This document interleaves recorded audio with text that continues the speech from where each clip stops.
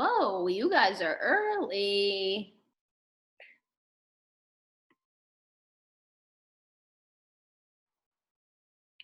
So, Jackie, can you hear me? I can. Can you see my screen? I can. That's what I was going to tell you, that I can see your screen. So we're good to go. Okay, good. I'm going to wait, obviously, till 9 o'clock to start. So feel free to do what you need to do until then. What in the world? I never remember how to do this.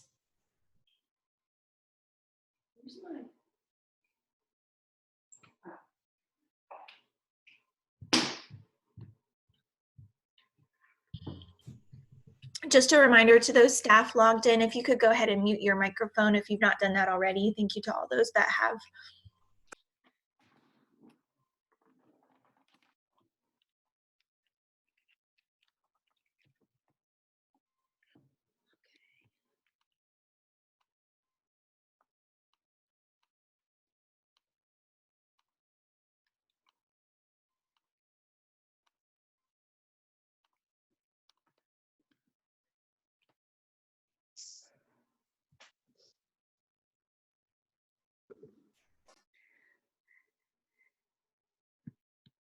What's everyone having for breakfast?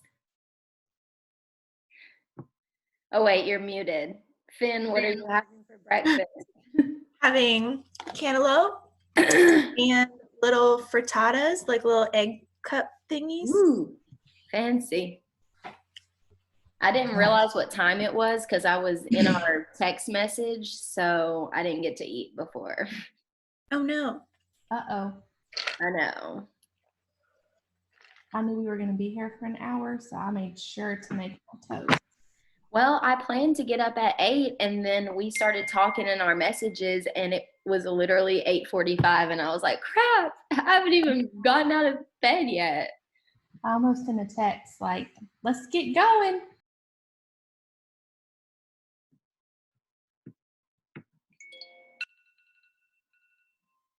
Done. So guys, if you're not friends with me on Facebook, Lauren, you're not because you don't have a Facebook, but I'm doing these challenges for the kids. So just like a math problem a day for all grades K through 5 for anybody that's on my Facebook. And it's literally been so fun and like just makes my heart happy when I see their work because their parents have to submit a picture of their work. So it's been really fun. And then if they get it right, they get like 2 tickets, and I'm going to have a drawing for some prizes. It's been so fun to do. So if you know any kids, refer them to my Facebook page and they can participate. Makes me want to get Facebook only for that. I know. When I saw little Maurice's handwriting in his work, I was like, oh my gosh. Hey, Okay. Amy Duncan can't hear. Do y'all know how to help her fix that?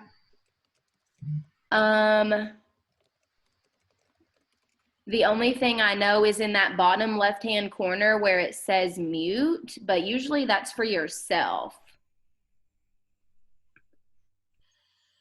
Can everybody else hear me? I'm trying to respond to Amy right now. For some reason, it accidentally sent to just Miss Hickson, but I think sometimes it defaults to speakers, headphones, not speakers. So I'm trying to send her a message. Okay. Yeah, she has to enable computer audio when she logs in. Should be a pop-up. Yeah. Oh, yeah, you're right. Everybody's eating coffee for breakfast. That's so healthy.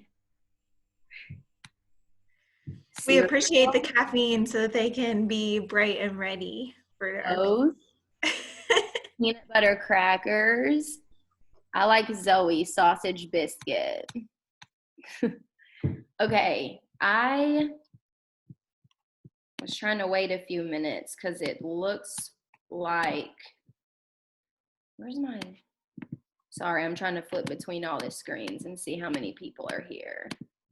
Looks like there's a good amount of people here, so we can go ahead and start. Finn wanted to express a message to everybody. So Finn, if you want to go ahead and take over. Yeah, so I just wanted to kind of give a little reminder and framing. I know that we've had a ton of changes lately, and if you're like me, it kind of stresses you out not knowing what's coming or feeling like you're maybe treading water and like, you know, trying to work but not knowing if it's going to be worth it or productive or anything like that. And so as we finalize getting our tech plan in place, I just kind of wanted to remind everybody to view this PD learning experience as like long-term professional development. By learning these skills about how to have Google Classroom and set up digital learning, you're expanding your teacher toolkit forever. So even if anything, I hope not, but even if something happens where we're not able to move forward with our plan in full, just know that like you're gaining skills for a very long time that are going to bring your teaching into the 21st century. So just kind of keep that in mind and keep an open mind as we learn with Carlissa this morning. Oh gosh, that's a lot of pressure. Learn with me. Y'all are on a dangerous ride. Okay. We are first going to start by just going over some school-wide expectations or kind of guidelines. I do want to get y'all's feedback on how we can best utilize Google Classroom. So ideally, I had thought that we would use it similar to how we were going to do the packets. So 60 minutes of work per day and for each subject, and all of those assignments and lessons to be submitted by the students on Fridays, like we were going to do with the packets. But I do want to stop and pause and get y'all's responses in regards to having all of the students complete their work by one day on Fridays. So if y'all can respond in the chat and let me know your feelings about that. I do, the thought process behind it is kind of, we want students to be on every single day. I think the way the tutorial that we're gonna show you will make it clear for parents that this is Monday's assignment and lesson, this is Tuesday's assignment and lesson, but we do know and fear that some students may not have access to their parents' device until later in the day, or maybe they only get it 1 or 2 times a day. So I just wanted to see and hear your thoughts on that.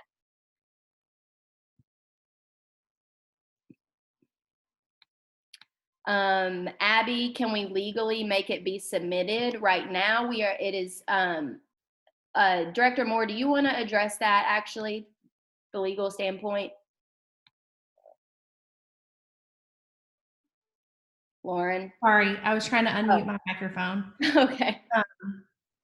Yeah, so obviously everybody knows that this is kind of new territory for everyone. And right now, in this first week that we're moving into distance learning, we are trying to kind of figure out how many students have access and what we need to do in order to help students gain access. With free internet, everyone will at least have access to the internet. But like Carlissa said, we know that several scholars will be using their parents' phones because not everyone has a smartphone to themselves, praise the Lord. So we cannot legally mandate that everybody do the work. We're not counting attendance for the days that we're doing distance learning, but we are expecting everyone to participate. So as we see that scholars are not signing on to Google Classroom, or in K2, if they end up going with the iReady plan, then we need to be reaching out to those families to say, hey, I noticed that your scholar wasn't logged on today, didn't complete the assignments. Is there anything that I can do to help? If we realize that it's an access issue to a smartphone, then we have the capability to be able to give them one of our school laptops. We're not advertising that though, because we don't want to give out laptops to every scholar if they have access to a smartphone device. So in short, the legal answer is no, but the expectation, we are going to be out of school for over a month and potentially longer. We don't want to create a learning gap for our scholars and just let them slide and say, we're okay with you not learning for an entire month in addition to the summer that's going to be coming up. So I hope that answers. Okay, so looking at the chat, it looks like a lot of people agree that they like the Friday or 1 day submission, regardless of the day. As we go along through this, though, keep in mind other options, such as, you know, having a deadline per day to ensure that scholars are getting on every day. If you change your mind or have other thoughts, you can reach out to the leadership team and we can adjust accordingly if we think that is best as we move along with this. Sorry, I have two computers because I'm making sure I'm going over everything I'm supposed to. Okay, so the timeline that we kind of want to roll this out is by this Friday, we would like everybody to have their classroom set up, which you will have set up today. We're going to let you all work alongside with us and set your classroom up as we go through this overview. And then we would like for there to be your assignments for next week posted. We are going to be available all day today to help with tech issues, as well as every other day this week. If we get to a point on Friday where you need a little bit of extension, then that's fine, and we can maybe take it day by day. But we would like for everybody to attempt to have next week's materials up by this Friday. And then invite your students via Dojo. We're going to go over how to do that here in a second. We are still waiting on the usernames from our IT department, so you probably won't be able to do that today. But as soon as we get the logins and the go that we are going to move forward with this platform, we will get you all the usernames to give out to students.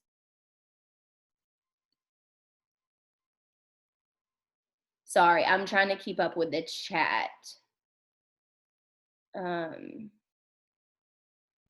Carlissa, I'll keep up with the chat.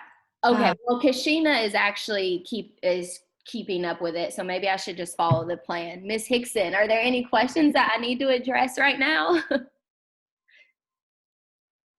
Maybe her microphone's muted. I'm monitoring the chat too. I think we've got the questions that have popped up. Right. The only one that I saw so far, was Miss Odom said that I think that a lot of people might be on the second one. I just saw that. I think so. Let Miss Odom, can you type specifically who was on the other one, or were you able to see who was on the other one and we can redirect them to this one? Carlissa, I can just send out a staff email that everybody needs to be in this link. Okay. Yeah, Miss Nikki, there are two different ones because we have a different session at 11, so that's probably what happened. Okay, so we're going to go ahead and just get started. If you have your computer up and you're able to do split screen, or you have a second computer, you can follow along with us. For right now, when we get more advanced into uploading assignments, if you're not ready for that, you can obviously pause. But for the first part, feel free to follow along with us. So if you will simply go to your Jackie Hunt, Miss Honeycutt is sharing her screen so that you can see what we are doing. So as you see, she's just on Google. So if you will just type Google and go to the Google homepage on your search engine.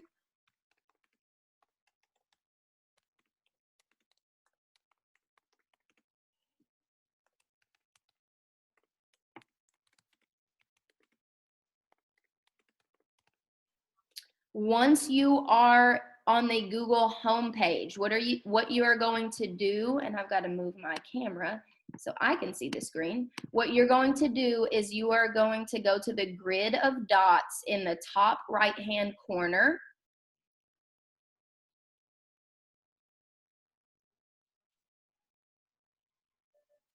Jackie? Hang on, I can't. Right. I can get to it. I've got to get my screen move thing. Why won't you move?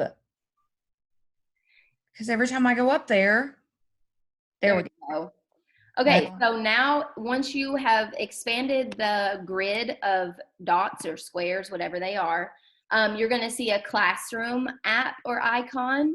You may, if you aren't already using the platform, it may be further down.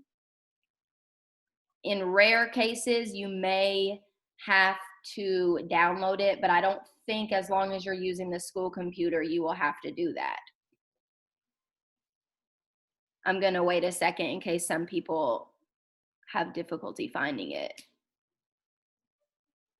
Abby, to answer your question with a co-teacher, we can show you how to do that later, but essentially they can just join the class with you as well so that they can see it.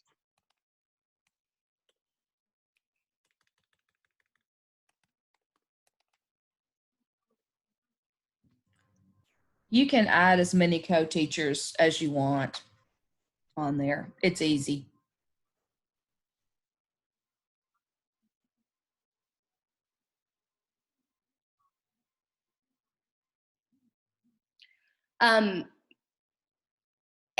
Miss Duncan, everyone should probably have their own classroom, so it's probably going to be better for Tennessee to have a classroom and Harvard to have a classroom separately.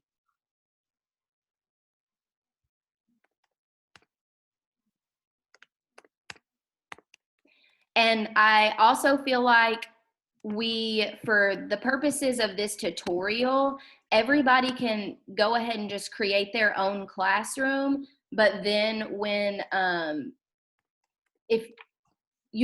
can always delete one. So I think it would be helpful for everybody to go through and set one up of their own. We obviously don't need 2 Auburns and 2 Princetons or 2 Ole Misses, but that way you have practice setting up a classroom, and we can delete the one that you're not going to use.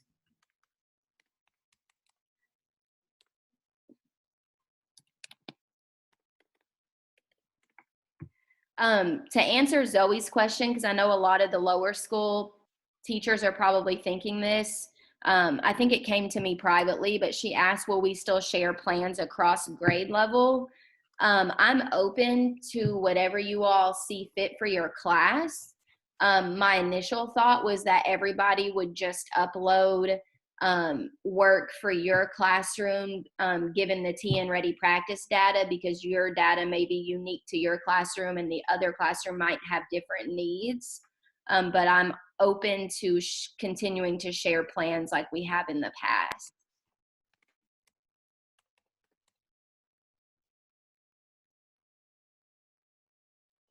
Miss Irwin, I did think about doing it by subject, but again, I wondered if the different classes have different needs, if that's going to get too much. But we can talk about those details later. If everybody can just make their own classroom for right now, and when we work out those details, we can delete whatever classrooms we need to delete.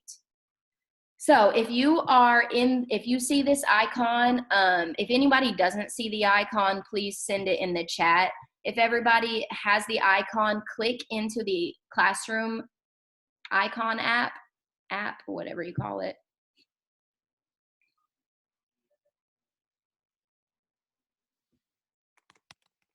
Miss Johnson, it's not going to be a whole lot of steps that you're going to have to delete. So you're not going to do a whole lot of work and then have to delete it.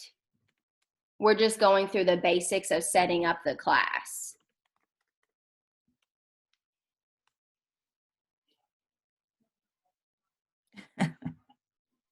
So this is just going to be everybody's sample class. Thanks for that idea, Miss Hickson. If you do, like I said, you're not necessarily going to get into the details of uploading specific assignments yet. If you do, then feel free to not delete your class. But if you need to delete your class because you have duplicates, then we can always do that. Okay, so now that you're in this screen, your screen, if you haven't used Google Classroom yet, is going to be blank. Miss Honeycutt has classes because she uses Google Classroom on a daily basis. So don't worry if yours is blank. what you're going to do is come up to this right-hand corner, the plus sign, and you're going to click that, and you're going to click Create Class. This is the exact same thing that these students see. So instead of doing Create Class, well, actually, they won't even have the option to create a class. They simply just click Join Class. Now, once this pops up, you're going to name your class. For upper school, we want you to try to be as specific as possible. So include your class name, the subject, and the block. Students will see all their classes on this screen. So if you just were to name it Block 1, they might see a plethora of Block 1s and not know which one is their actual ELA or math class.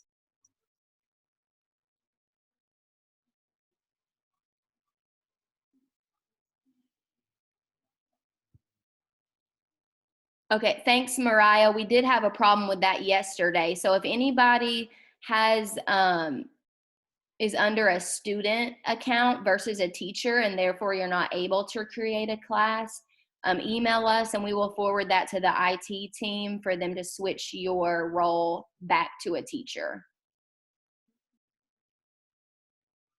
So Autumn, I think that's the problem with yours.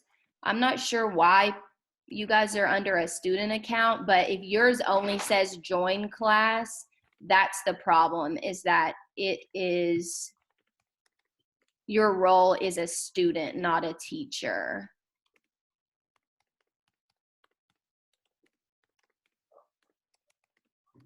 Ms. Phillips, that's fine if all your blocks are gonna have the same work.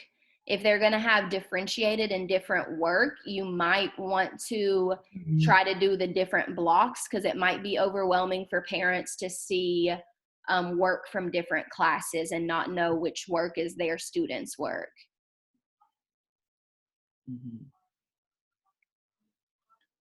Carlissa, Yes.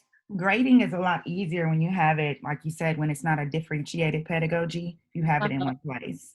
It's a lot easier to do the grading than let's keep switching blocks. That's just what I do. Okay. Yes, Mr. Atkinson, you can make one classroom for that, for the subject.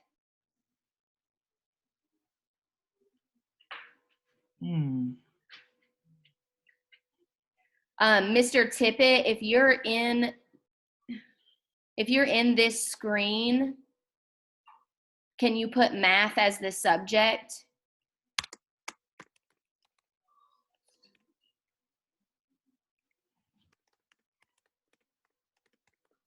Miss James, your class code is still valid as long as you haven't retired or archived the class. You'll just have to send that back out.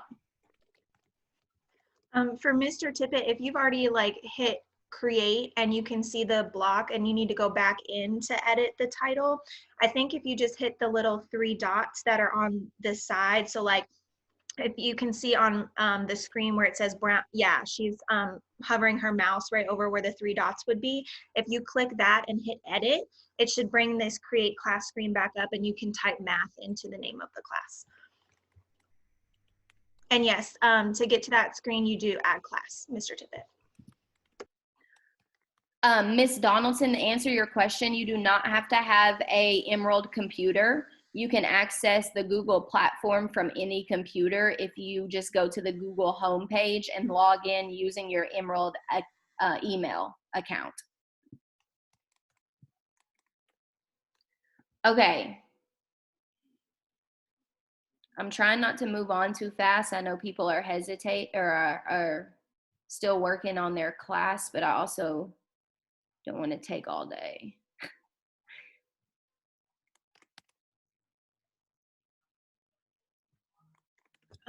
Okay, so let's just move on and we can go back and edit the specifics of what the class is called and all that a little bit later. As long as you have a class in there, even if it's just your sample class, not your actual class that you're going to use, that's fine for now.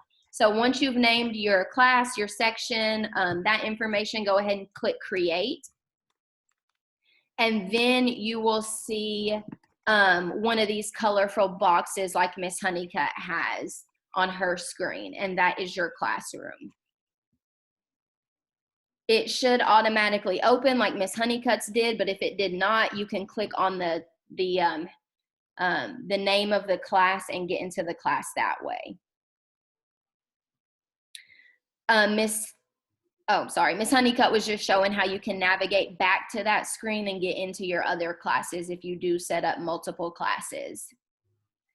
Okay, so now that we are actually in the classroom, this is the classroom that your students will see for each one of your subjects or your homeroom class if you're in the lower school. So as you see, the name of the class is right here in this gray box, and the class code is directly under it. You can click that box like Miss Honeycutt just did and expand the class code. And this is essentially what we are asking you to upload for students on Dojo for them to log in to your classroom and get connected to your specific class. So you will need to post this on Dojo so they can get into your classroom. Carlissa. Yes. Can you hear me? Yes. I got a question. What if you use one class per subject in the upper school, and even though your pedagogy is not that differentiated, you want certain students to have certain assignments? Mm-hmm. Do you think it's okay to go ahead and just tell them that they can click off the assignments where certain students won't have it, or are you going to get to that? Yes, we're going to get to that when we go to upload to an example assignment. You do have the feature to assign it to the whole class with just one click, or you can deselect scholars that you don't want it to go to and upload assignments specifically to them as well. Okay, so this is the code that we will share on Dojo.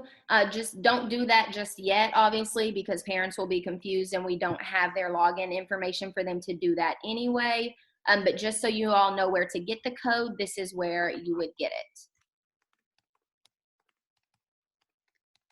Okay, so as you see, there are different tabs at the top. So it automatically defaulted us to the Stream tab. The Stream tab is basically where you're going to post announcements. There are some different features of what all gets posted here. For example, you can have all your assignments send reminders to the stream. However, I find that gets a little overwhelming. And as a teacher, I would just want essential information posted to the stream. You can kind of think of the stream as a Facebook page. So if you wanted to post something that says, hey, be sure to complete your quiz tonight or something like that, welcome to Hogwarts. This is where you post those types of messages. So we're going to go ahead and go through some default settings to make the stream as simple and clean as possible for parents using this new platform. So if you would go up to the gadget in the upper right hand corner that says, the setting icon, this is where, for those of you asking if you want to change what your class is called and all that, you can do that from this screen as well. But you're going to scroll down to the section that says, Ms. Honeycutt, can you scroll up a little bit? I can't see what this section's called. General. You're going to scroll to the section that says General, and we're going to change a few things to make this really simple for parents. So under that stream drop down, we're going to change that from students can post and comment to only teacher can post or comment. This is going to make your life really, less stressful, because if you do not change that, obviously students can get on the stream and post whatever they want to post. If for some reason you want students to be able to do that, you can go in and change this later. But I figure most people will not want that feature turned on. And then the other thing that we are going to change and make our default setting is classwork on this stream. So instead of it saying show condensed notifications, we're going to hide notifications. Essentially what this does is if you do not hide notifications, every time you upload something to your classwork section, it's going to post blast on this stream. And that can be really confusing for parents because they might think they need to access the work there, and that's not where you access the work. So we're going to try to keep it clean and keep the classwork in the classwork tab and announcements directly from the teacher under the stream tab. After this, you can go ahead and save the changes in the upper right-hand corner. Many of you probably saw that there are some grading options. We are going to do that at the 11 o'clock session. Grading is a little bit more advanced in Google Drive and is not a requirement by any means at this point. So we're not going to get into that for right now. I am going to pause. Are there any questions that I need to read out loud or respond to for the group? Nope. Okay. Okay. All right. So now that we kind of went over what the stream is, as you can see on Jackie's screen, if you want to post something to the stream, just say, hey, welcome class. Here's where you're going to find all your ELA work. You simply click in that box and you type in your announcement. You can change it to who you want it to go to. I would assume everybody would want announcements to go to everyone, but maybe not in some instances. And then you can post it, very similar to a Facebook page.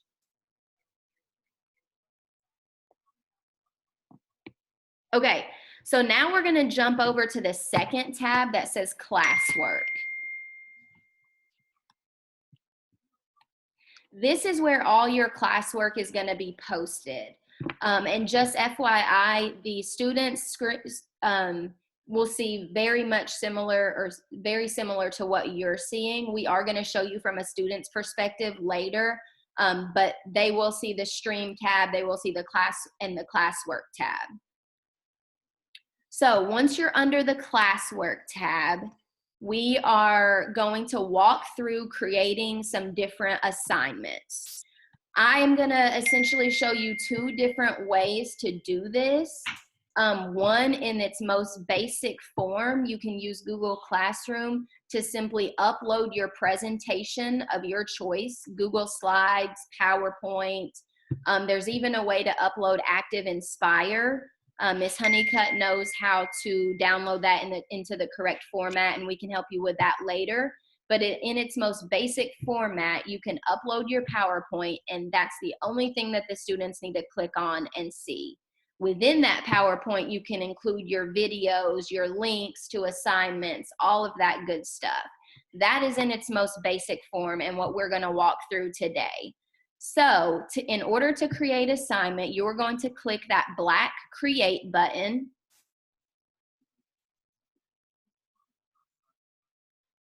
And then we are only going to go over that first option, assignment, in this session. If you want to learn about the forms and the quizzes and all that, you'll find that information at 11. For right now, let's go over just the information that you will have to fill in for each assignment before we actually show you how to attach anything. So obviously you're going to give your assignment a title. So we made some example work. We're learning about sharks this week. So we may say all about sharks or shark PowerPoint or whatever we want to title the assignment so that parents and students can find it. In the instructions box, you're going to just give the instructions as if you were in front of a class, telling the students what to do. So you may say, open the presentation, read through the facts about sharks, and answer the questions that follow. And I'm going to show you a few different ways where you can actually get kids to do their independent practice. The most basic form, as I said earlier, is to put everything in your PowerPoint. So you can put your questions at the end of your lesson in your PowerPoint, and students can directly type their responses into the PowerPoint. Now, I know you're probably thinking, wait, that's going to mess up my PowerPoint. It will not, because there is a way on here that we'll get to in a second, that when students go to open your PowerPoint, it will create a copy of their PowerPoint, so that they are not editing your original PowerPoint, and they aren't editing and seeing everybody else's responses as well. They see their PowerPoint.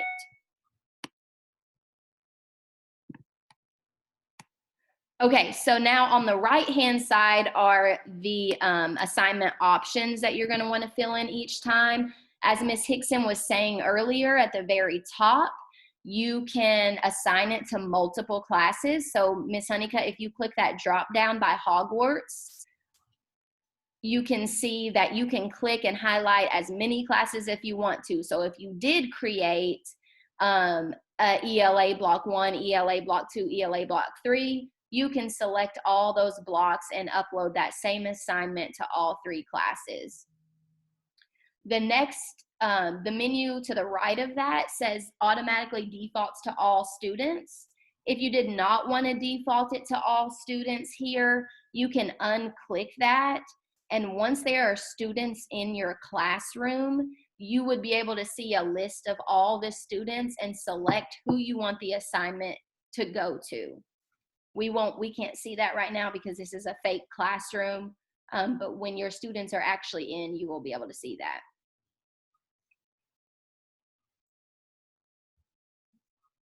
Sorry, I'm trying to look at the comments. For the points, I would recommend just leaving it at 100. Like I said, grading it within Google Classroom, we will go over later at 11, but Ms. Honeycutt, if you can show them the other options. When you click the drop down for the points, there is an option to change it to ungraded. I would suggest not doing that, because on the student side, they won't see that it's worth any points. So they may think that it's not important to do. So I would leave it and let them think that it is out of 100 points. Or if you want to change it to our grading scale and make it out of 4 points even, you can do that as well. And then they'll think that it is out of points. And hopefully at some point we might get to the point where we do grade this stuff.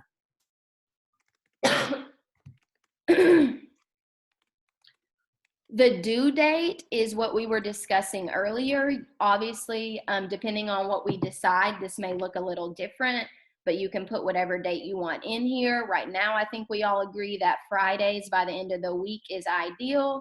So you can change that to that current week's Friday. And then once students don't submit it by that date, they will, it'll be marked that it's late. And I would recommend changing the date, because we don't want scholars working up till midnight. However, if you think they might use their parent's device after their parent is done working, I think maybe making the date 9 or the time 9 or 10 o'clock would be reasonable.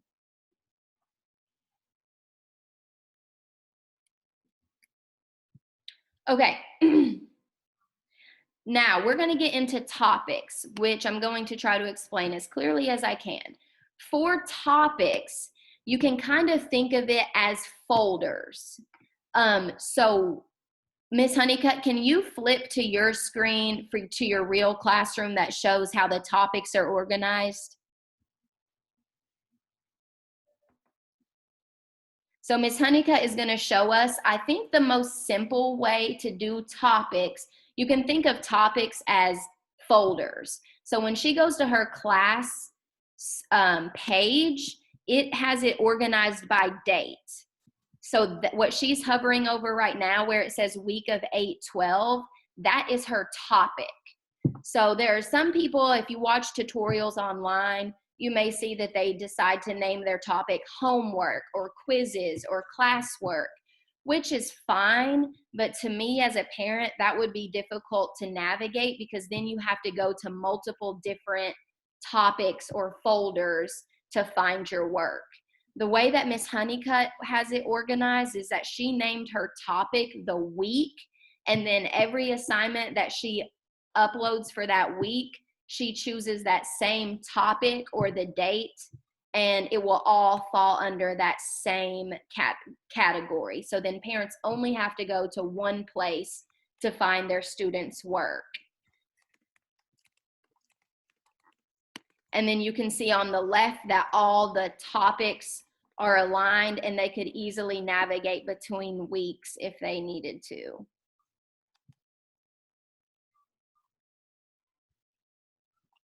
Okay, so we're gonna flip back to our Hogwarts class, our fake class. I just wanted to show you all what the topics look like because I think that will help. So for this assignment, we would change the topic to the current week or next week, March, God, I don't even know what day it is anymore.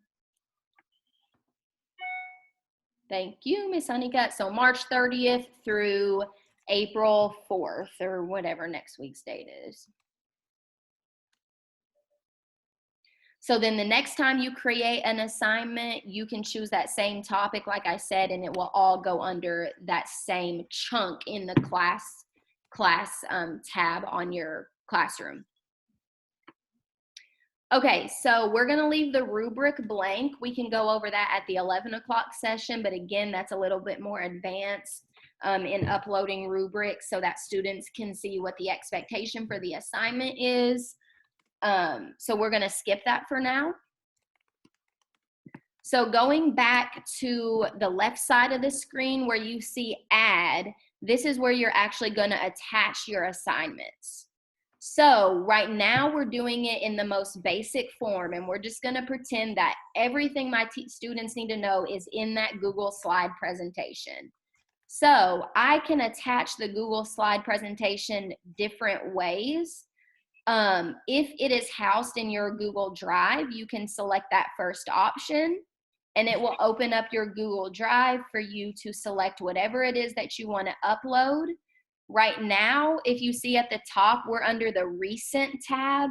So if you just recently created the assessment or the assignment, it's going to show up there. But you can also start from the beginning of your drive if you just go to the third option where it says My Drive, and it will take you to all your different folders within your drive, and you can find the assignment that way.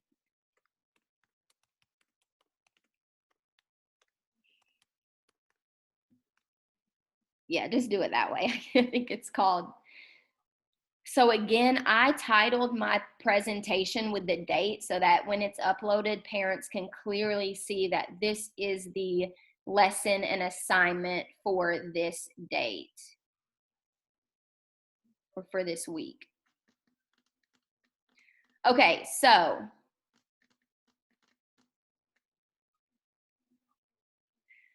once I've added my Google presentation, if you're doing it in its most basic format, that's essentially all you have to do. Ms. Honeycutt, can you open up the PowerPoint so we can show how we laid it out if people just want to directly put everything in their presentation? So as you see, what I did is just like if I were presenting this in class, I could put information about sharks in the PowerPoint. I can link videos to the PowerPoint. If I want students to watch a shark video, I could link news ELA articles to the PowerPoint about sharks. I can put everything as I normally would in my presentation in the PowerPoint. The important part about this that I wanted you all to see for independent practice, in the most basic format, you can again go directly to put your questions directly into the Google slideshow, slide 5, Ms. Honeycutt. You can directly put your questions into the slideshow, and students can directly type in their answers either right under where the question is, or they could type in the speaker note box. So this is in, again, I keep saying this, but this is in the most basic format.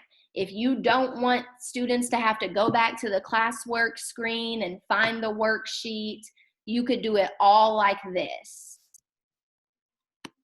I see there are a lot of questions about uploading worksheets. We are going to get to that. Right now, I just wanted to show how you could do it in its most basic format in case there's people that would rather everything be in one location.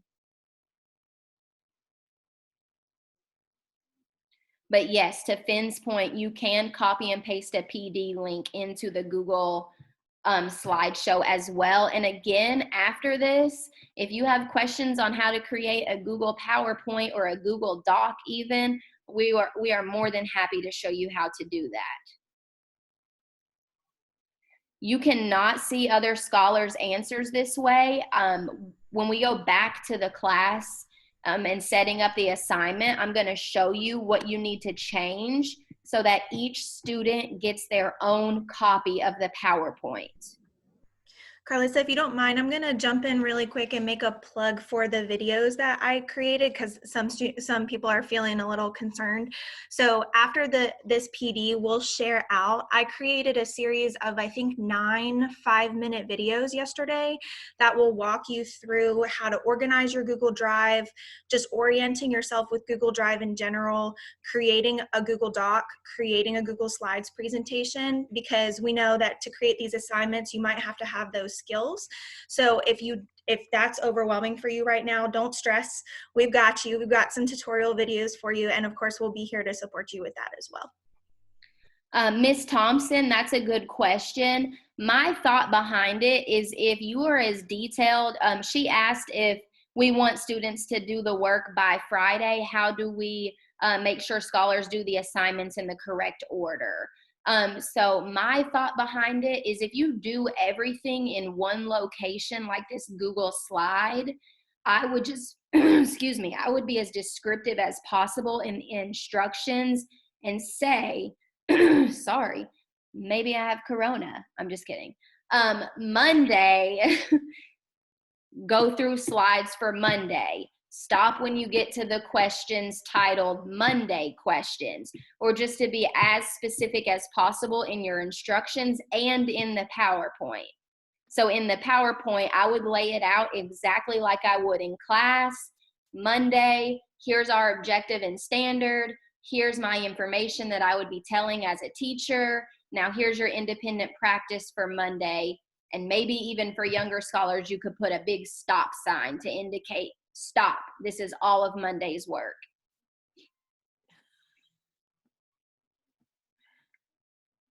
Ms. Trammell, we can show you that on the Zoom afterwards, how to upload documents to the Google Drive. However, there is a feature on here. We're just on the first option of how to upload materials. There is an option that we're about to get into that lets you directly add things from your computer, so they do not have to be on the Google Drive. Yes, Director Moore, that's what I was thinking, a stop sign like T and ready. Okay. So going to the feature of right here, if you see the PowerPoint, right now beside the title, it says students can view file. This is where you're going to change it if you want your students to directly edit the PowerPoint without everybody seeing it or without them editing your original. So instead of it saying students can view file, you would change it to that very last option, make a copy for each student. So what this is going to do is when they select their Google slideshow from your classwork stream, it makes them a copy. On your end, how you see that is wherever your Google slideshow is located in your Google Drive, all the copies of each student will appear in that same location. So I would definitely recommend making sure your Google Drive is organized, similar to how we do in the lower school, how we create a folder for each week of work. I would do that as well with Google Classroom, because if you're going to use this feature, it's going to make 30-something copies of the PowerPoint, and you don't want that to clutter your drive in a place that you don't want it to be. So it's going to make the copies, it will title it by whoever the student is, and the copies will be in the same location as the original on your drive. Now for that first drop down, Miss Honeycutt, if you will change back, what it defaulted to is students can view file. You might use this feature, especially if you're uploading articles. So if you have a PDF of an article and you just want students to look at it and read it and not make a million copies in your drive, you can choose that setting, and then it will just allow students to look at the article or the video or whatever it is that you want them to just see but not edit. Okay, so this is how you can attach something via Google Drive. We're going to go down to the next option, and FYI, you can attach as many things as you want into this one assignment, or you can create different assignments if you like it to look like Miss Honeycutt's, where it had Monday, Tuesday, Wednesday, Thursday. You can create different assignments and just attach what you want for that specific day. For the sake of time, I'm just going to show you and walk you through how to attach things within that same assignment using the different features. So you can do, the second option is a link. So if you select that, you can literally copy and paste any link you want. So if you want students to link to this News ELA article about sharks, you can copy that link, Control C or Command C if you have a Mac, add link, and then there's your article. I will be specific in your instructions though. If you're using platforms where students might have to create a free account, put that in your instructions and say, when you click on the News ELA article, you will have to create a one-time account, etc. So that as much details as possible in your instructions to make it clear for the teachers.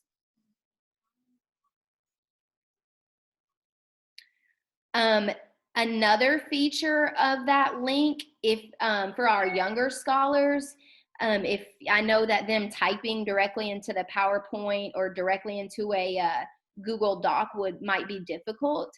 So you could link websites that you want them to go practice the skill on, such as iReady or some other virtual websites where they can practice this skill virtually versus them typing or writing things out.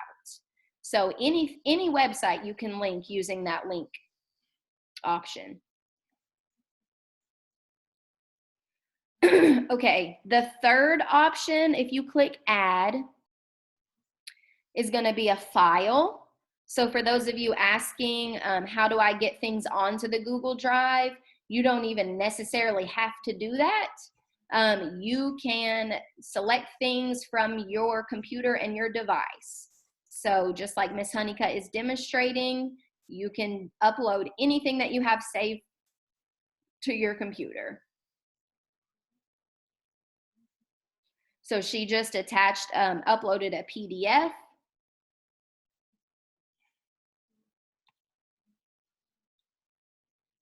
And you will see that the only assignment right now that's giving us the option to view file or create or make a copy is still that first Google Slides. That's obviously because students aren't going to be able to edit a PDF or edit a link. So that's why that option isn't there for the other assignments. And then the last option when you click add is directly YouTube, which you can link YouTube videos in the link option as well. But if you want to just directly do it from YouTube, you can do it for using this feature. Please no. I do think that for the younger kids, this would be a great thing. And well, really for all, especially for ELA, because this is how they can get access to books and read alouds that are on YouTube, or the link feature. You can link to Epic and things like that so that they can hear their books read aloud.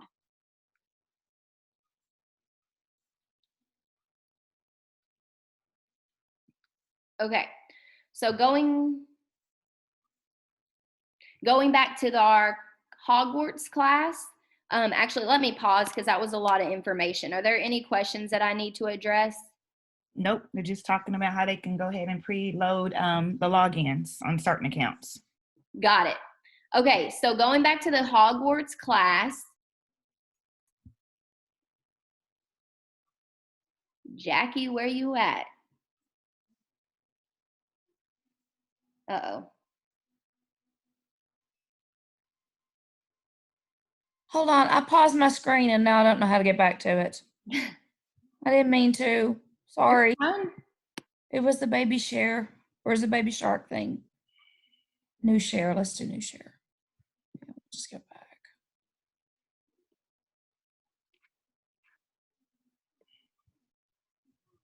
Okay, does anybody know how? At the bottom, I see well, that says pause and stop recording. Director Moore, never mind. Okay, okay. Okay, so this is essentially in the most basic form how you can use Google Classroom to upload assignments. You can even, if you don't want them typing into the PowerPoint because you think that might be confusing, I created a Google Doc with my shark questions that you can also attach. So again, you can go back to that Google Drive option and find questions or worksheets that you create via Google, what is it called? Google Sheets? No, whatever it's called, Google Doc, and upload the questions separately than the presentation if you prefer to do it that way. Ms. Honeycutt, can you open that file so they can see what it looks like? So essentially when students open that, my questions about sharks are just right there. And again, they can directly type into it as long as you change that feature to make a copy per student.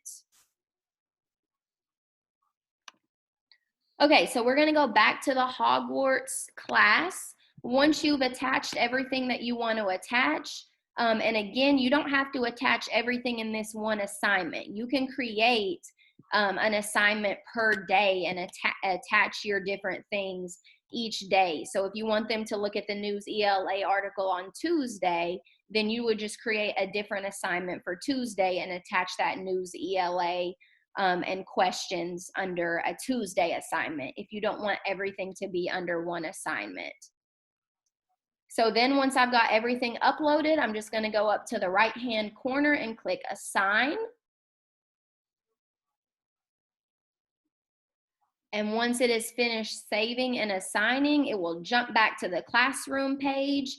And that is exactly how students will see it. We're going to show you a student's perspective in a minute.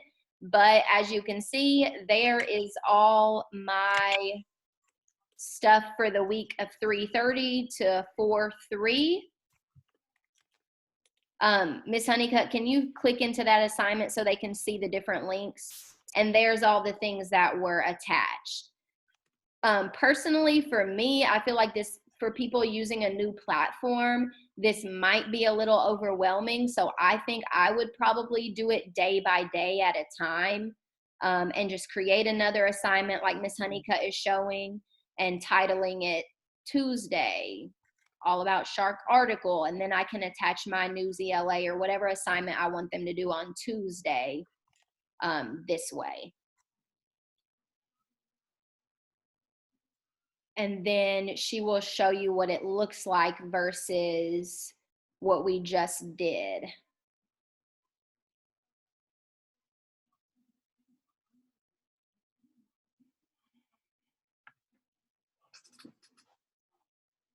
So Ms. Honeycutt, if you want to go ahead and click Assign, and then we can show them what it looks like if you do it day by day. So then there's Monday and there's Tuesday. As you see, it organized it from the bottom up, but you can easily move that around. So if you just click it with the hand icon and drag it up, you can put it in the correct order so parents can easily see the correct order of your assignments, chronological order.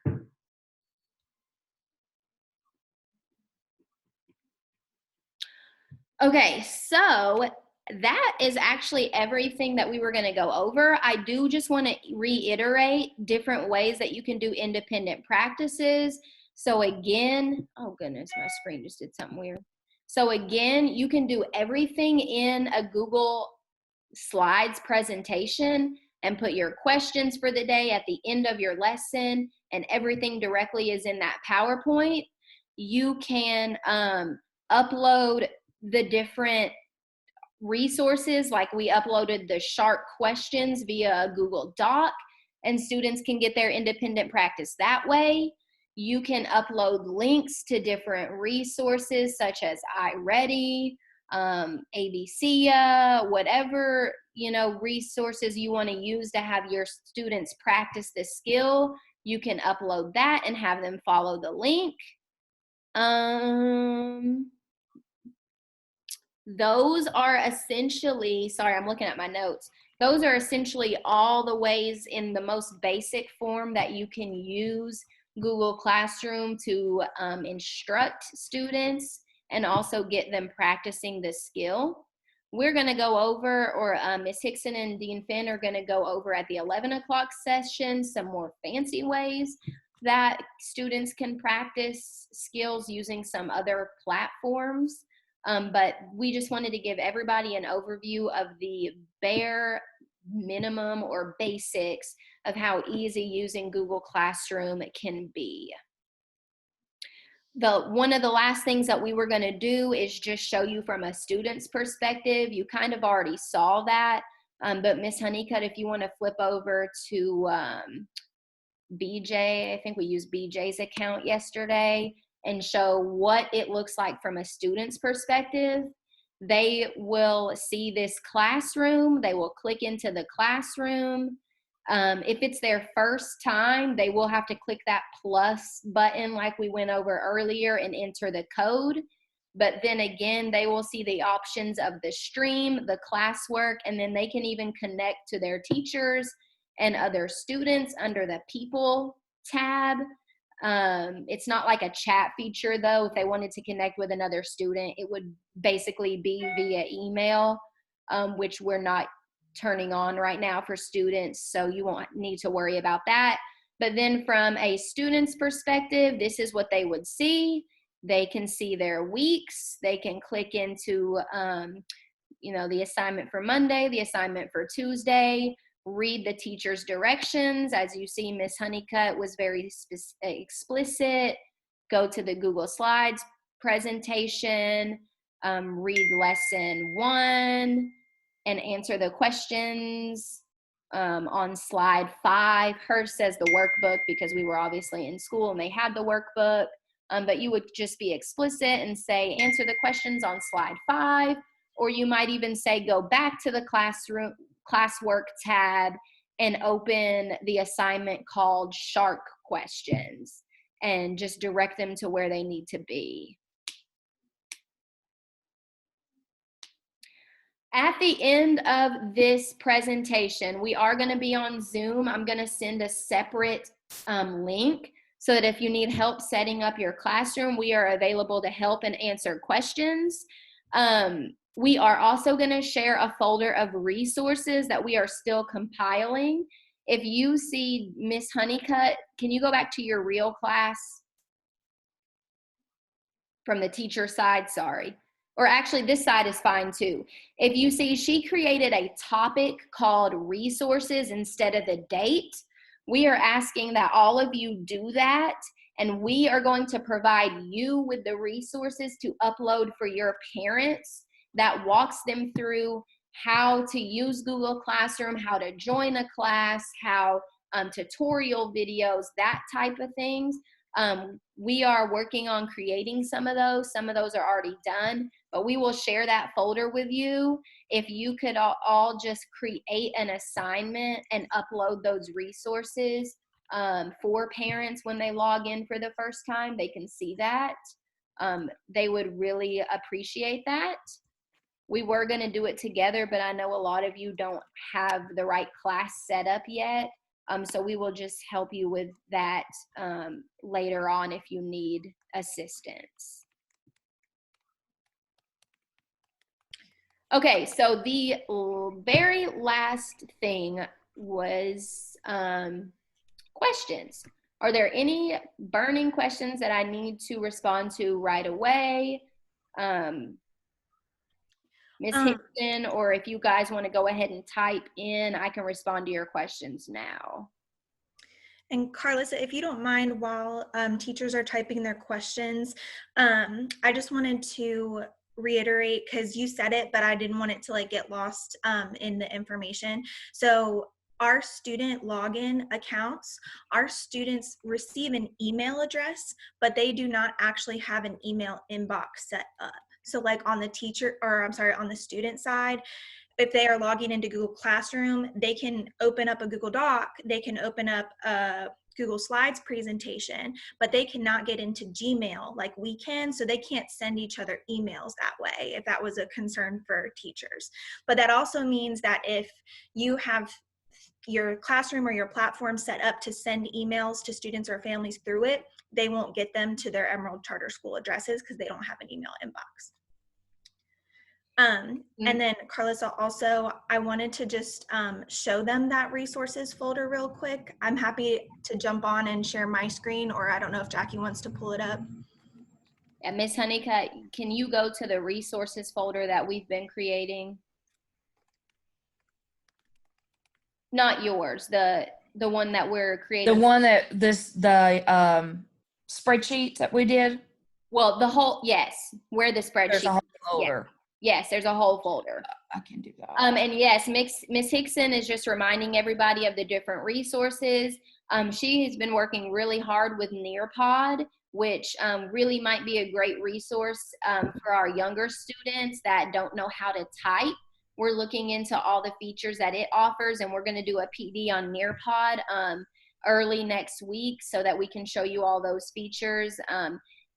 With Nearpod, she got us that account, and she also got us an account, a free account for Flocabulary. We BrainPop, ABC Mouse. Is this the one, Carlissa? Yes, it is. I put online learning resources on there because there were a couple folders that said resources, so I just put that in the title. That's what I thought. So when we share these folders with you, we have one folder for teacher resources, which is going to be all those websites that you can use with Google Classroom. That is the ones that I was suggesting to upload to the drive, or not the drive, to your Google Classroom is going to be the folder, Ms. Honeycutt, if you can go back to online resources, that folder that says parent and student resources. I created a school-wide PowerPoint that walks parents and students step by step of how to get in the classroom, how to sign in, how to access their assignments.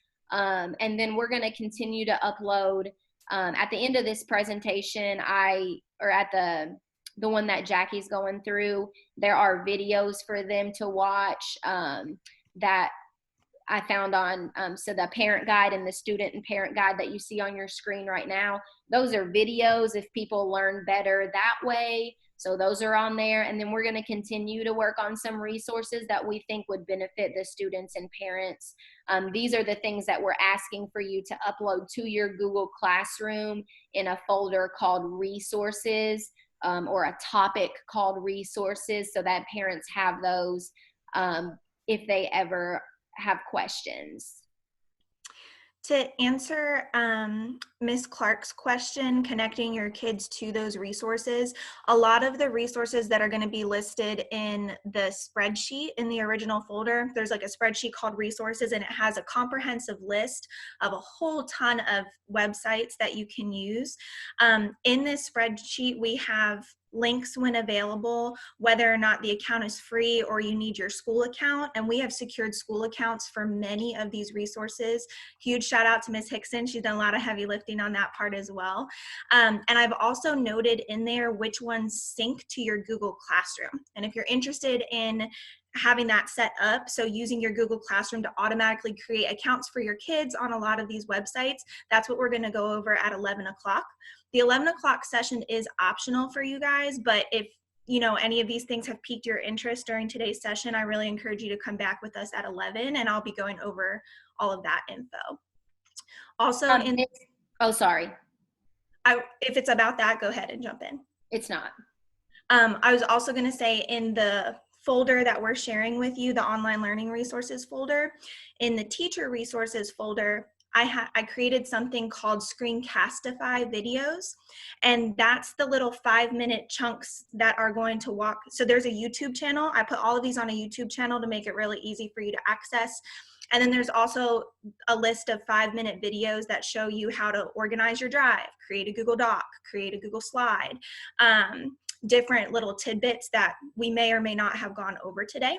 So that resource is there for you guys as well. And also, sorry, but Screencastify is awesome. So I explained more about that in my first video, but if you want to learn more about that, please let me know. I'm happy to help anybody that wants to check out that technology as well. Ms. Hyatt, just to answer your question, the using Google Classroom that Jackie showed was something that she uploaded for her parents previously. I created an Emerald Academy one that we'll all share as a school so that everybody has the same information.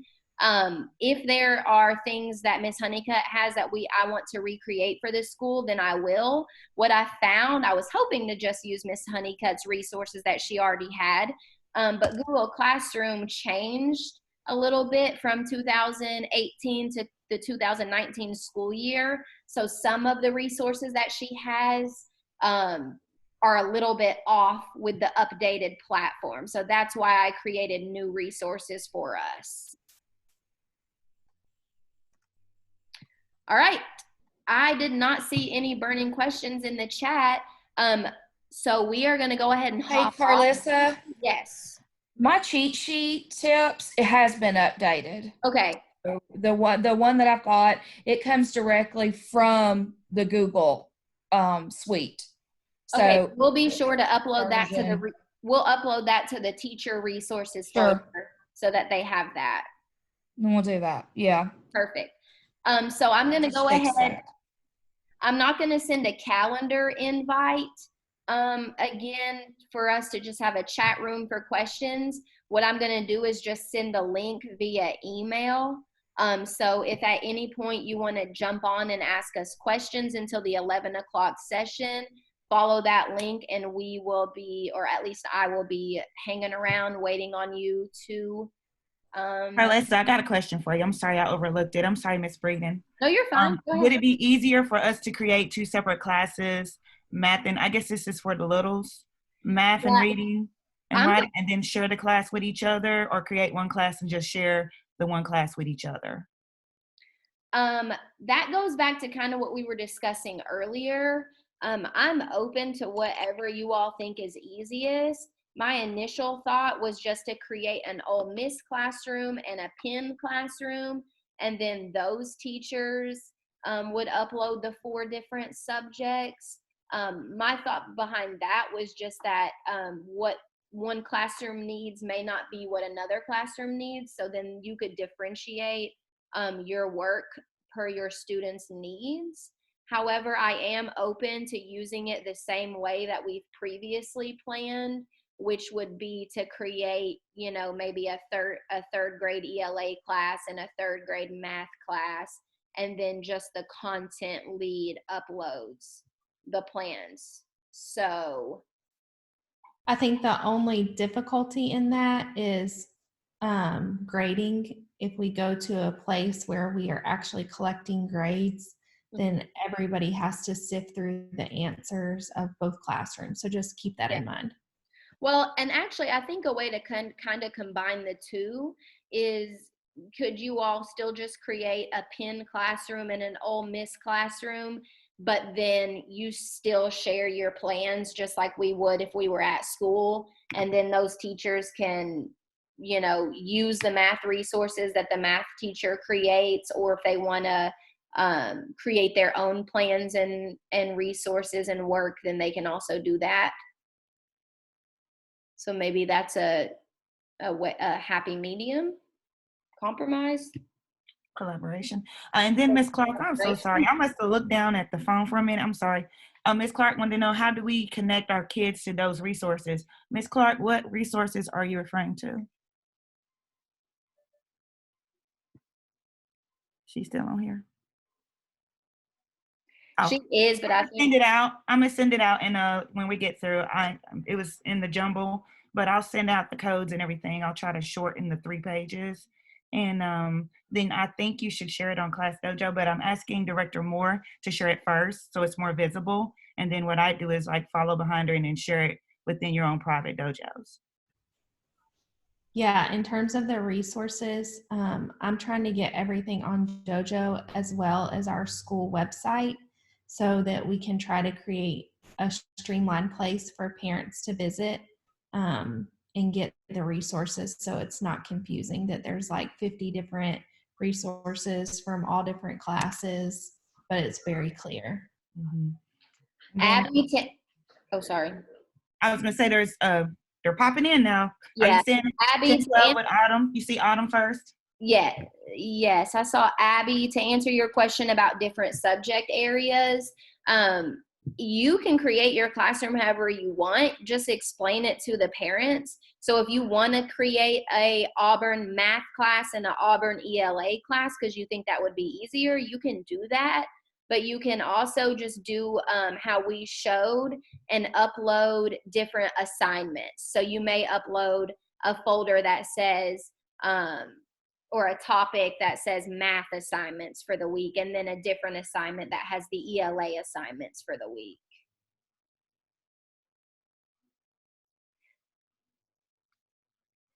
So instead of maybe, so you could either change it to the topic math 3:30, and then you could create a ELA with the same dates. Thank you, Ms. Honeycutt, for showing that. Do you see Ms. Clark's last question? Yes, I have one right after Ms. Johnson. To share work through the Google Classroom, you just need to share it through the drive, and then teachers will upload it on their own. Because anything that you upload to the class will be available to the students. So if it's just something that you want to share with the teachers and let them choose whether they want to upload it or not, I would just share it the same way that we have been through the Google Classroom. Do parents have access to what their kids' Google accounts are? They do not have access yet. The IT department is working on getting the username and emails and passwords out to us. We will then email you all your students' login information, and then you will send that via Dojo. Carlissa, if you scroll up a little bit in the chat, Krista had questions about SPED and linking classrooms, but I don't believe you all have gone over that. Is linking classrooms at 11? No, let's go ahead and show that now, Ms. Honeycutt. Can we show them how to link other teachers to the classrooms? Thank you. Director Moore. So if you just go under the people, is it under people, Ms. Honeycutt?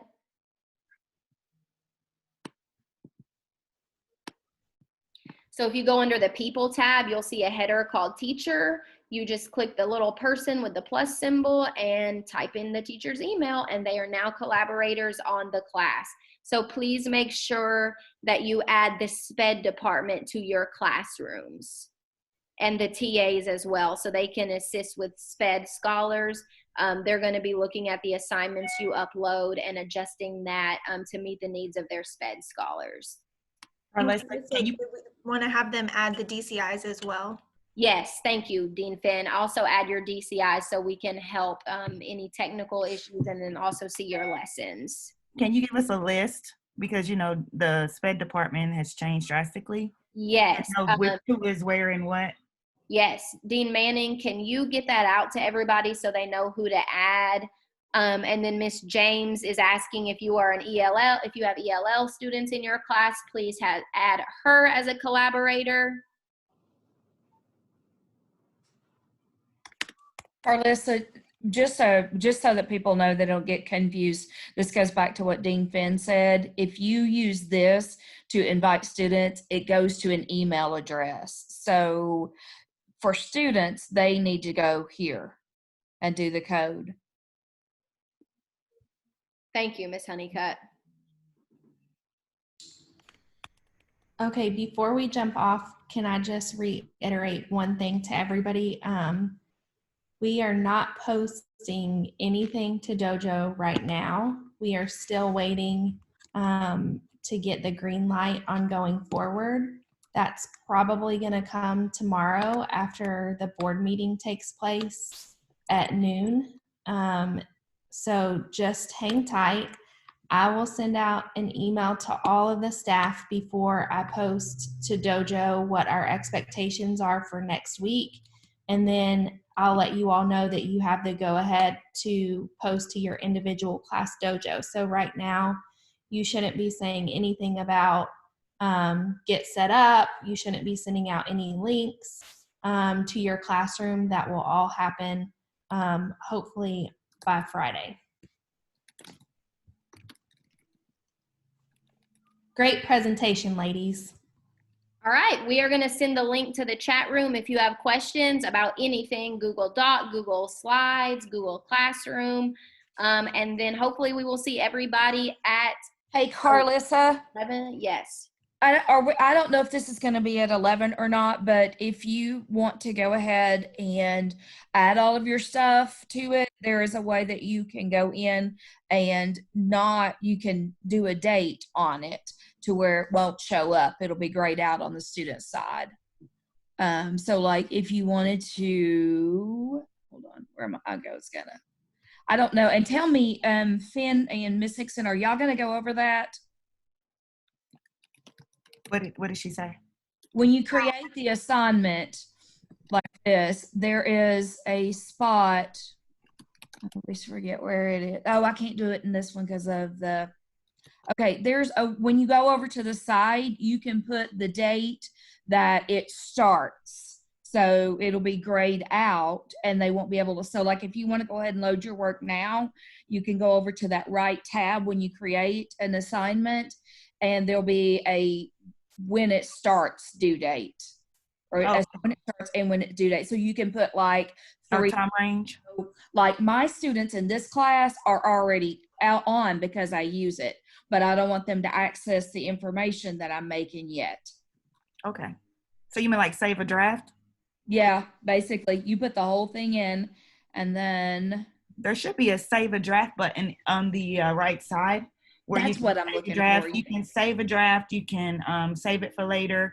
Yeah, we're going to go over that. Okay, you are. Okay. It's underneath the box that has all the people's faces on the right. If you're looking at the 6 people like I am, it's in the upper right-hand corner next to where the actual class name is to the right. Oh. We'll go over that. Thank you. And actually, I'm not, instead of sending a separate link, I'm not going to end the meeting, but you all are free to leave the meeting and sign out. That way we don't have to do another link. I don't know why I didn't think of that till just now. So I'm just going to stay on, but you all are free to log off and work on getting your classroom set up. Hop back on if you have any questions. Thanks, I'll stay on too in case we need the screen. Thank you. Carlissa, can I go ahead and hit share on that resources folder? Yes, you may.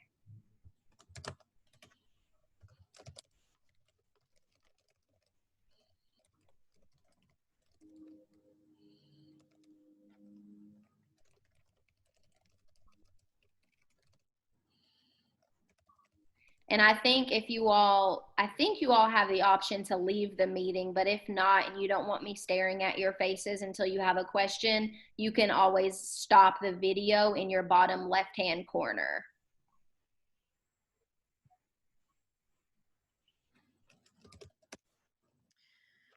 There is a question about how to add teachers. I don't know if Ms. Honeycutt can go back over the people tab. Yeah.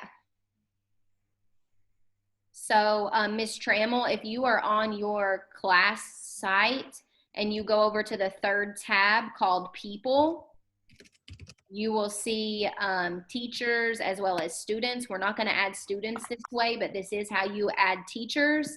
Click Invite Teachers to the right and type in their email. And since I just got an invite, what it looks like is you will get an email from the teacher that sent it to you. And then all you do is click join. It's the little person with the plus on the upper right-hand corner, Miss Trammell. So Miss Trammell, Carlissa or Mariah, can one of y'all accept it? Hold on, I'm trying to problem solve with her because she says she doesn't see the people tab. The plus, the people plus in the upper right-hand corner where it says I think she's. Is she in a teacher's account? Yes. Miss Trammell, you can unmute yourself and ask your question. At the top where it says stream, classwork, people, and grades, do you not see people? She said she doesn't see it. Huh. She's been using a class all year, right, Miss Trammell? You see that red microphone next to your picture? Just unclick it. I'm sorry, it's in the upper right-hand corner. She wouldn't have been able to create a class if she's a student. Yeah. So I don't know why it wouldn't be there. I'm wondering, Carlissa, is it possible like that I could hop off and do a Zoom call one-on-one with her and she could share her screen with me and then you could let us back into this call? Sure. Oh, wait, you got it now. We're good. Okay, good.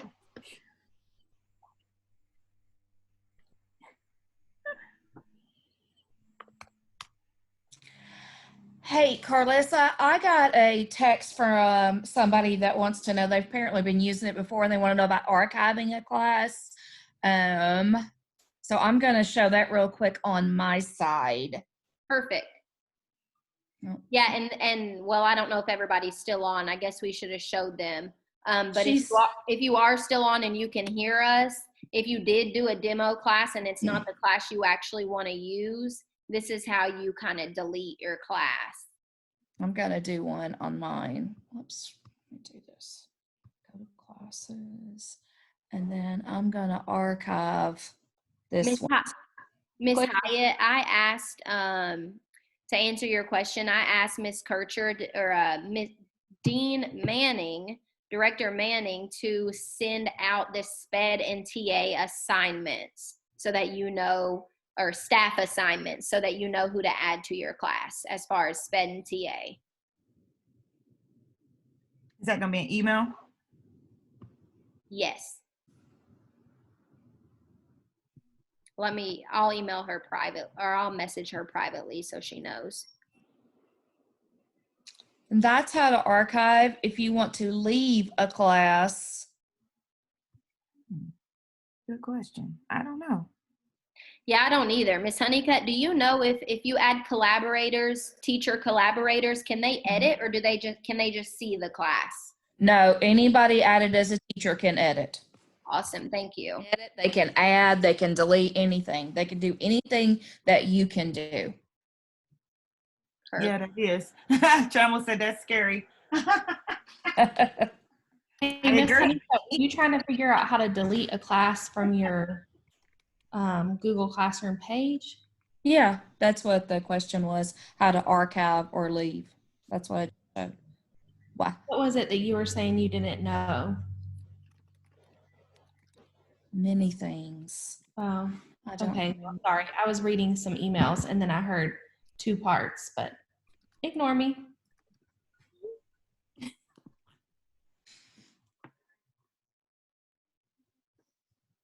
I think I couldn't figure out how to do the due date, but Miss Hickson, or the advanced date, but Miss Hickson fixed that.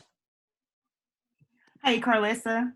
Yes, ma'am. I'm a little control freak. I'm like Trammell. I'm like, not so sure I want people that, in my business like that. But I do know you got to be visible. And since you're technically not going to edit, you're just going to see what we're doing. Do you feel comfortable letting them just have student access? They can still see, just like one of the scholars. Yeah, that's fine. I think more of the collaboration piece won't be the upper school, but more for the lower school if they choose to do where they just have like a math class, but they want both teachers to be able to upload assignments or however they want to collaborate. Right. But say I'm having one of my non-coffee, hot chocolate days, and I go in there thinking I'm doing something great and I erase some work. Yeah, that's fine. Yeah, you can leave it as a student access. That's fine. Mm-hmm.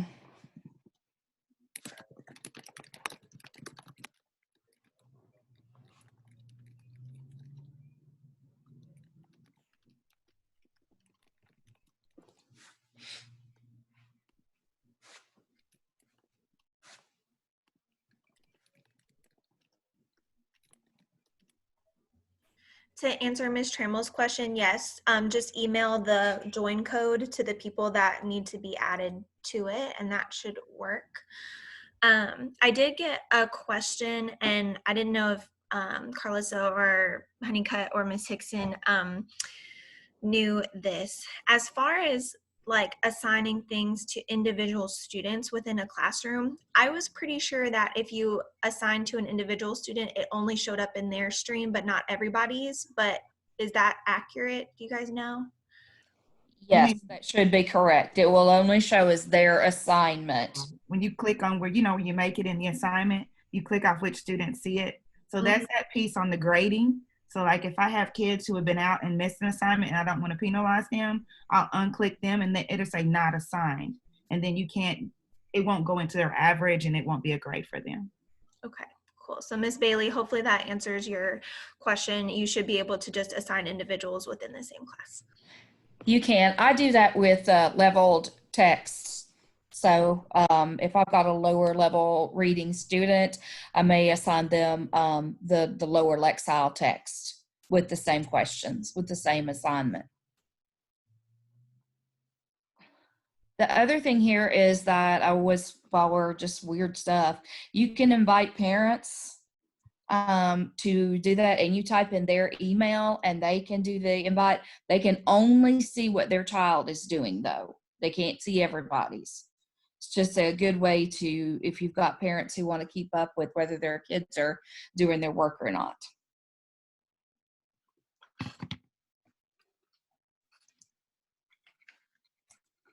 But they can see the grades too if you're doing the grading through Google Classroom.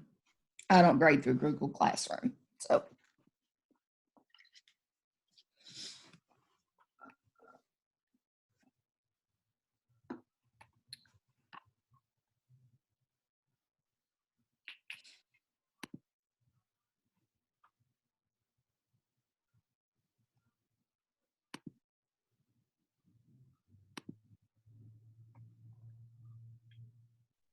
Looks like everybody's an expert. We don't have any questions.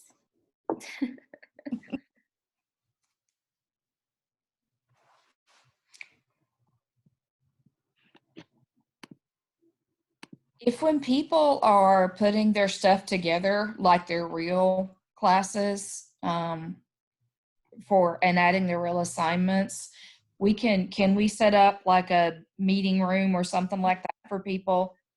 Yeah, what I'll probably do, instead of just setting up a meeting room that we have to have open all the time, we'll just make ourselves available. So I'll send out an email. Oh, that's true. We can do that. Yeah. And I can FaceTime with somebody or whatever. Yeah, if you need to. Yeah, we can just do it on a needs basis and set up private Zooms if we need to help people within the next few days. Because some people are like me, kinesthetic learners. I gotta do it as I'm learning it. Yeah. I'm excited for y'all's session at 11. Yes, there's so many cool things that you can do. I know. I love that Screencastify. That's awesome. I mostly did I'm gonna try to not be a salesperson for Screencastify, but I know, but I love it. It's a great tool though. Oh my gosh. And you can put like a video of yourself on there too. So like if teachers wanted to do it, themselves walking kids and families how to access some of these sites, like they could do that, and it's so easy. And it just uploads automatically to YouTube, Google Classroom, Google Drive. This is amazing. That's how I use it. I use it for like teaching actual lessons to kids. Well, I've done it in the past. I haven't used it this year yet because we haven't been out for long periods of time. But a few years ago when we were out for like 2 weeks for ICE, that's the way I did it. I actually taught lessons. It's super smart. And I used to leave lessons for like if I had a sub or something. Like I had surgery one year and was going to be out for like 2 weeks, did all of my lessons through that. So all the sub had to do was turn it on. That's amazing. Would log on too. Either way. Yeah, that's what I kind of half heard you, so I'm not sure what all you said, but that's what Miss Hickson was kind of explaining, how when we're live in person, you can, if you have a Google Classroom set up, you know, you don't have to worry about them just coloring and playing games all day. They can get on there and they know what work and assignments to do for the day. Right.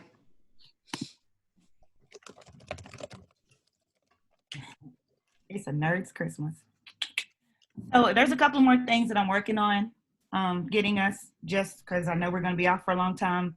A la carte, pick and choose what you want. I mean, if you're in a place where you want to learn and do more, that's going to be great. So I'll wait until I know about the other two that are still in the works. But I think what we're talking about with this Screencastify, I think this is like the thing to like light it up, because it actually turns your device, whether it's your phone, hopefully it's not your phone, or your laptop or your computer, into a virtual whiteboard that moves and grows, sort of like Prezi. Actually capture it, and if you want, you can share it with other people and they can add to it in real time, and kids can even get on it. So I'm really crossing my fingers about that one. But that's only for people that really want to dig in and do a little more. So if you're making a video, it's just not you. I'm not real keen on people just staring at me the whole time, or a piece of paper. But this would be like you would cast the screen on this particular screen, and you would just be doing like you would on the whiteboard, except it would be more like a Promethean. But it would be a Promethean that you could put video in and images right off the internet, and you can just I'm excited. I'm like going, yay. So we'll see when it comes through. If it does, it'll be a school version, and everyone will have their own account. You can just play with it as much or as little as you want. Thanks for getting the brain pop. My friends at Amherst Elementary will be happy I'm not going to use theirs anymore. Yeah. That's what we've used for what, like 3 years, Amherst? Yeah. So we got Brain Pop, and I didn't know that ABC had an upper school version called Adventure something. Oh, I didn't know that either. We got that with ABC Mouse. I was looking at Nearpod yesterday, and Finifrock and I were just spazzing out, because there's preloaded lessons on there, and then you can modify anything, and when it looks really great on a phone. I'm really trying to find things. Yeah, I'm trying to find things that kids can use that are just going to be using a phone, that is like, once we automate them, it's pretty much self-explanatory, and it just walks them through almost like a video game, but with us added to it. So yeah, I'm working on the Nearpod stuff, but the Nearpod stuff is just huge.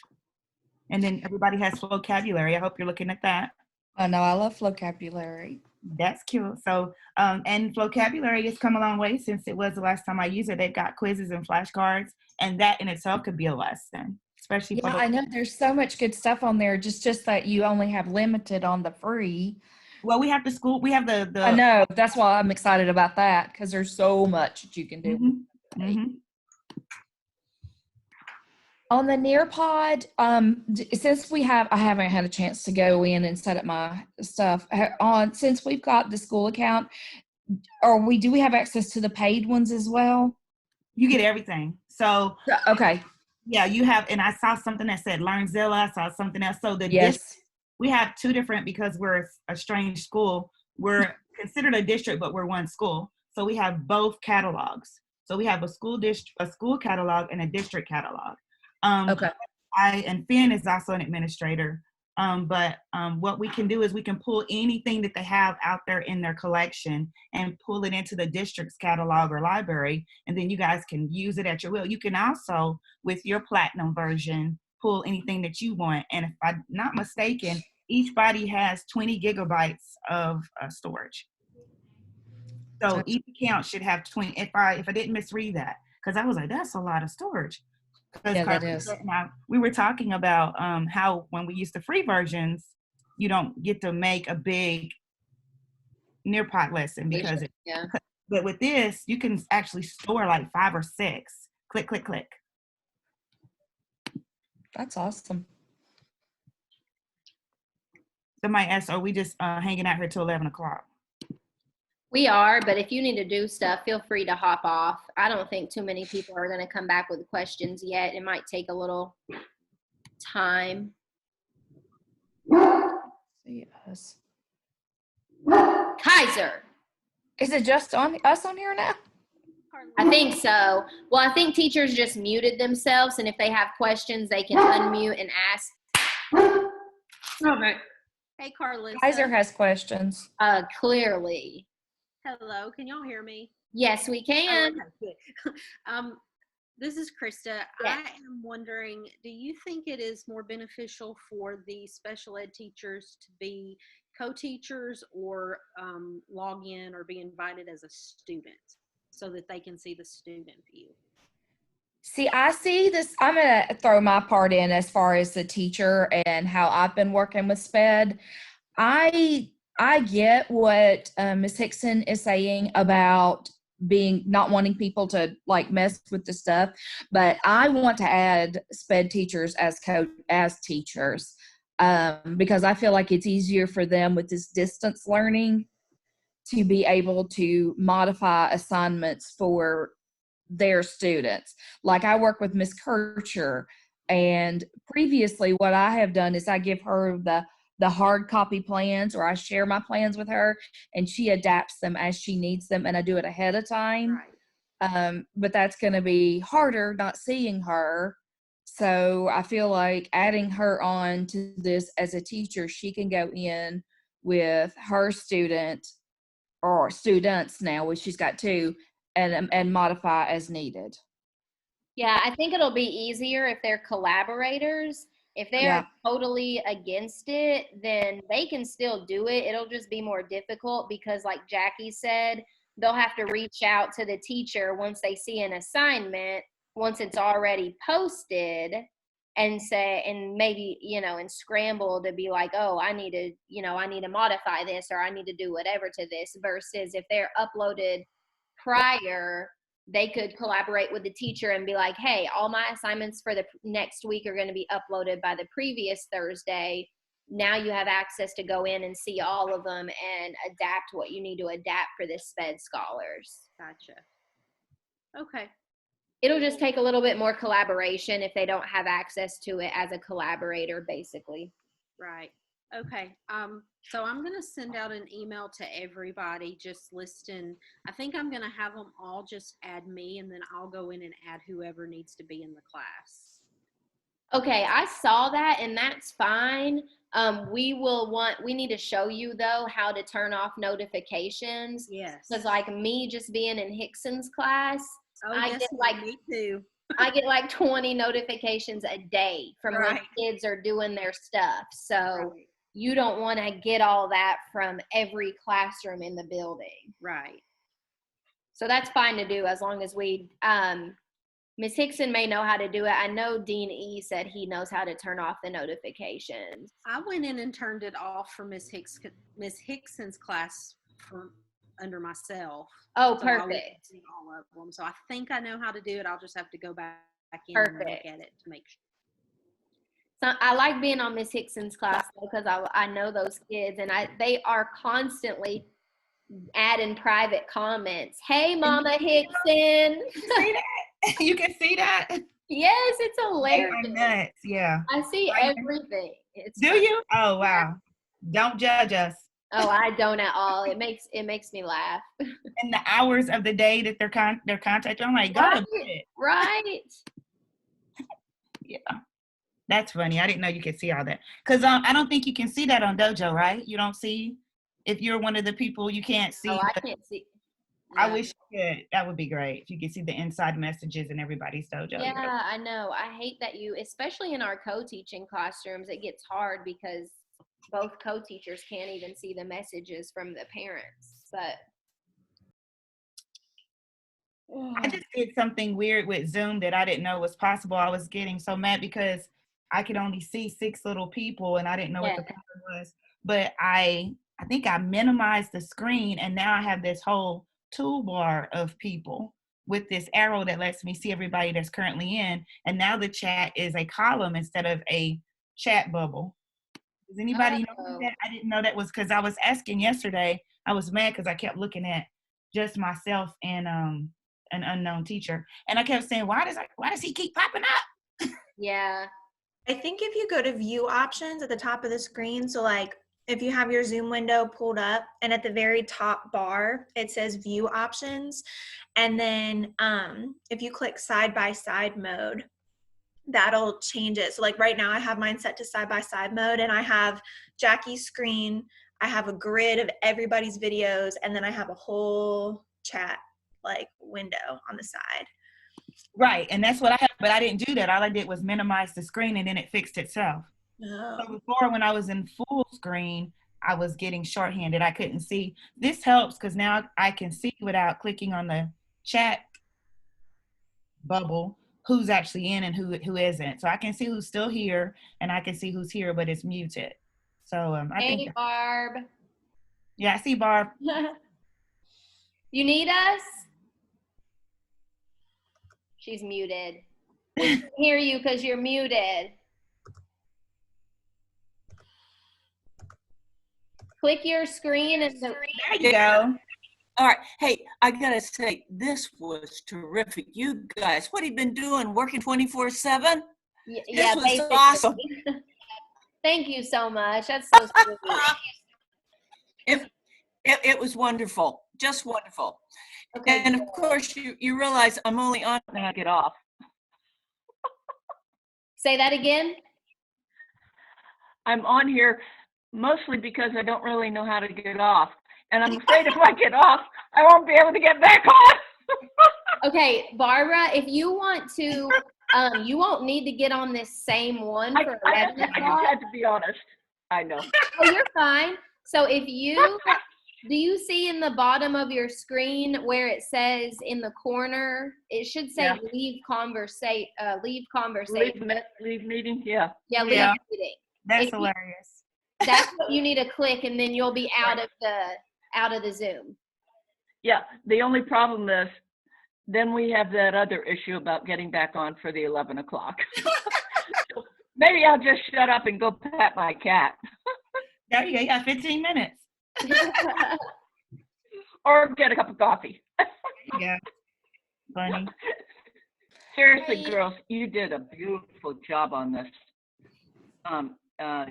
For somebody who is as technology challenged as I am, you did a great job. Thank you so much. Good. I'm glad to hear that. It's hard when you know a platform to do it to a level of new people. So I'm really glad that you being a newbie were able to follow along. I really appreciate that. Okay, girls, this is usually the Lancet. I was going to say that is not a cat. Pug. It's a pug. My grandparents had 2 pugs. That is cute. What is it, a boy? Of course he is. What's his name? Pujalito. Oh, wow. Fancy. I'm trying to learn Spanish, and I've been doing Duolingo for about 2 years now. I still stink at it. So I thought, well, maybe if I gave him a Spanish name, it would help me. It hasn't. What does he eat? What? That was unkind. Okay, I'm sorry. He's healthy. Yes. Actually, he's lost almost a half of a pound. Oh. And the doctor says he's at the ideal weight. Pugs are kind of full-figured. But he's such a good boy. He is. Get him. Wow. What kind of a dog is Kaiser, Carlissa? What kind of a dog is Kaiser? He is a giant schnauzer. Let me see if I can get him. Kaiser. Holy. Yeah, he's huge. Kaiser, come. Here he comes. Dum, da, da, dum. Here he comes. I can hear him trotting. Over here. Oh, wow. Hi. Oh, wow. Kaiser. Sit. Kaiser, sit. They want to see. I didn't say that. I said sit. Oh, he even obeys. Yes. Yeah, he's pretty big. He's 85 pounds, I think. Wow. Hey, Carlissa, will you say hi to my grandson for me and tell him that I love him? I will, absolutely. Thank you. He Facebook messages me every day, and they're just crazy, doing the most random things. That's wonderful. That's wonderful. Classwork included. They have a whole schedule of classwork, but oh my gosh. They like to show me their Lego formations that they're working on. Well, who doesn't? I got a question for you. This is just brainstorming again. I'm new to Zoom. I was like, hey, what is this? And then I know we have Google Hangout. So I've been playing with the idea when we finally get the green light to do like meetings on certain days at certain times and invite kids when we get the green light to come and talk and see what we can talk about that they don't know about their lesson, or just give them a space where they can all see each other again and kind of feel some normalcy. What do you guys think about that? What a great idea. Like I'm trying to decide if I want to use Zoom, if I like this one, or if I want to try to figure out what Google Hangouts is like. And I believe I even saw where where Apple is letting everybody do multiple FaceTimes, but I still have to figure out how to put more than one person on the screen. I have to tell you, I've never used this Zoom until this past week. This is terrific. FaceTime, of course, is wonderful, one-on-one, but I have no idea how you do multiple.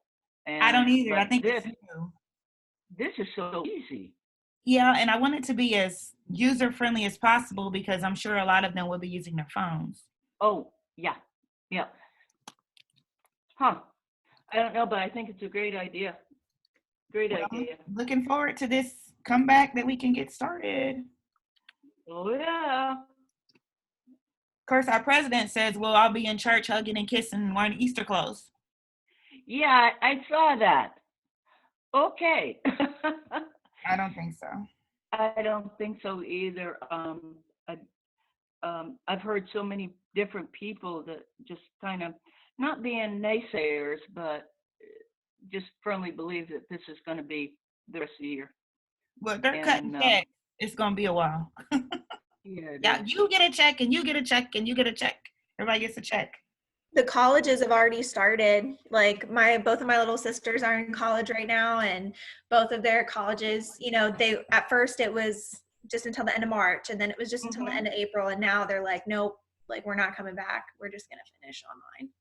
Well, they tried to. I think the initial jump locally was to cancel all commencement for UT, and the people were upset. So now they postponed commencement in lieu of finding alternatives.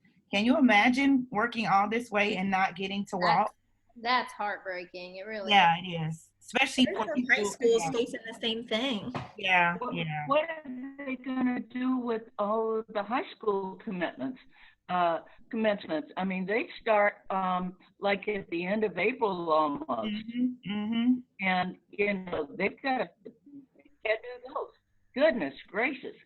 And those kids work so hard and look forward to that so much, it's not even funny. That's going to be a blow to them. And their prom what do you do? Just get your diploma sent to you in the mail? Now that's a big one. Yeah. But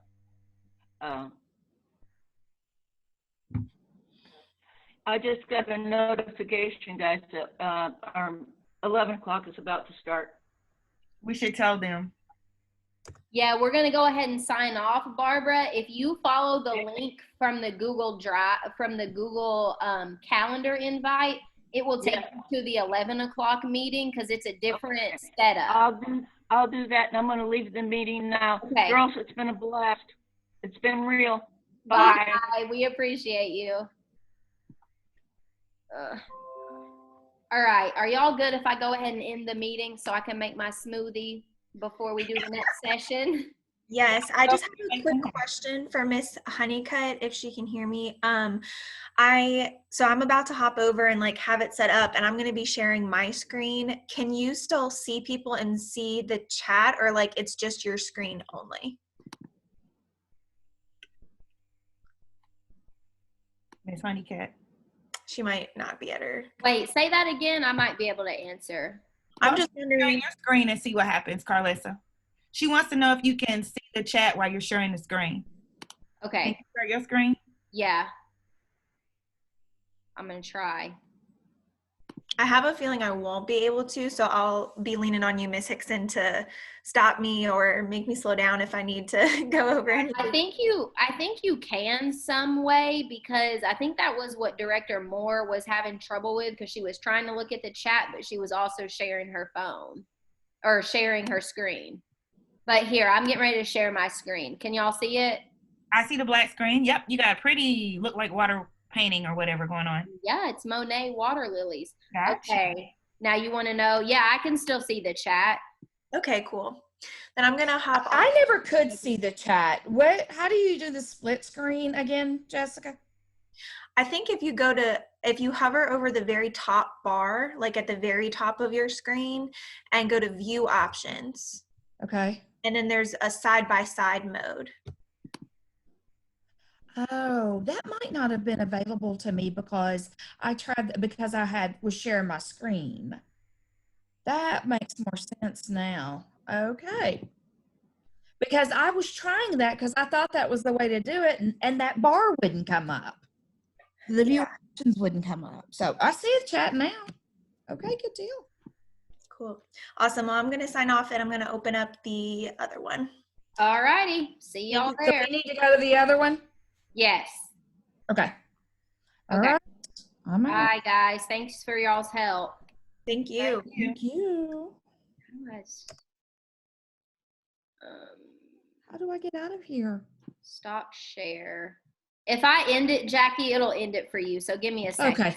Can you just end it, please? Yeah, I am. I'm trying. I had to figure out how to turn my screen off. Okay.